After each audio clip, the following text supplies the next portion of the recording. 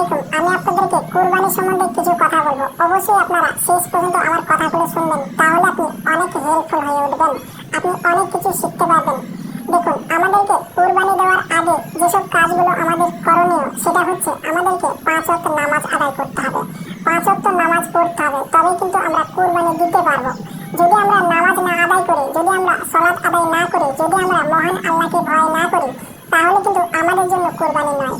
কুরবানি দেওয়া মানে এই নয় মানুষকে দেখানো, কুরবানি দেওয়া মানে এই নয় গোস্ত খাওয়া, কুরবানি মানে এই নয় যে পাড়া প্রতিবেশীরা কি বলবে কুরবানি না দিলে, এরকম কিন্তু নয়।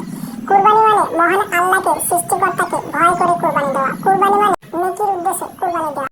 তাই আমরা চেষ্টা করব মহান সৃষ্টিকর্তা যেভাবে বলেছে সেইভাবে কুরবানি দেওয়ার চেষ্টা করব।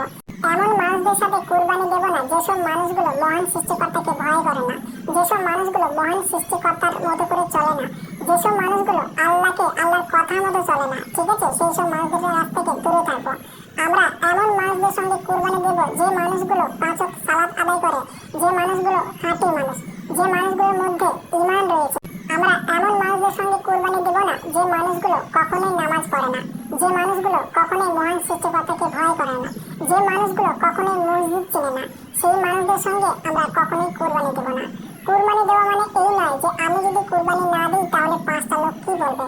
আপনারা আমাদেরকে বাজার থেকে কিনে নিয়ে যাবেন, সুন্দরভাবে, সুন্দর মনে, সরল মনে আমাদেরকে বাজার থেকে কিনে নিয়ে যাবেন। কিনে নিয়ে যাওয়ার পর আপনি আপনার ভালোবাসার মানুষদের যেভাবে ভালোবাসেন সেইভাবে আমাদেরকে ভালোবাসা দেবেন কুরবানির টাইম হওয়া পর্যন্ত। তারপরে যখন কুরবানির দিন আসবে, আমাকে জবাই করার সময় অবশ্যই আপনাকে খেয়াল রাখতে হবে আপনার ছুরির ধারটা যেন খুবই হয়। যদি আপনার ছুরির ধারটা তেমন না থাকে তাহলে অনেকটা অসুবিধা হবে কাটতে।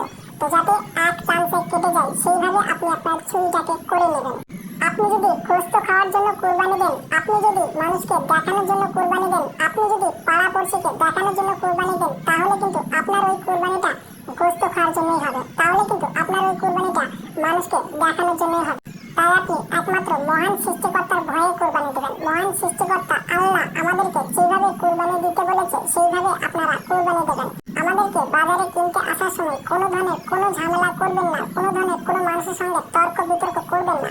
সুন্দরভাবে আসবেন, আমাদেরকে কিনে নিয়ে চলে যাবেন। একটা সুন্দর তাজা দেখে গরুই হোক ছাগল হোক আপনি কিনে নিয়ে চলে যাবেন। নিয়ে যাওয়ার পর আপনি আপনার বাড়িতে রেখে দেবেন, ভালোবেসে আমাদেরকে রাখবেন কুরবানি হওয়া পর্যন্ত। মহান সৃষ্টিকর্তা যেভাবে বলেছে, যে অনুযায়ী কুরবানি দিতে বলেছে, ওই অনুযায়ী যদি আমরা কুরবানি দিই তাহলে কিন্তু আমরা অনেকটা সাকসেসফুল হব, আমরা কিন্তু অনেকটা নেকি অর্জন করতে পারবো। যার জন্য মহান আল্লাহ যেভাবে বলেছেন সেইভাবে কুরবানি দেওয়ার চেষ্টা করব।